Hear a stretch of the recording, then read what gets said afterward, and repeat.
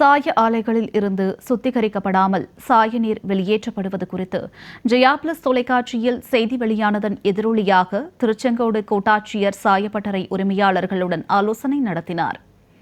நாமக்கல் மாவட்டம் Pallipalayam, Periyar Nagar, ER theatre, Vasantha நகர் ஆகிய பகுதிகளில் உள்ள சாய தொழிற்சாலைகளில் இருந்து சுத்திகரிக்கப்படாமல் சாய நீர் வெளியேற்றப்படுவதால் நிலத்தடி நீர் மாசடைந்தது, மக்கள் தண்ணீரை பயன்படுத்த முடியாத நிலை ஏற்பட்டது.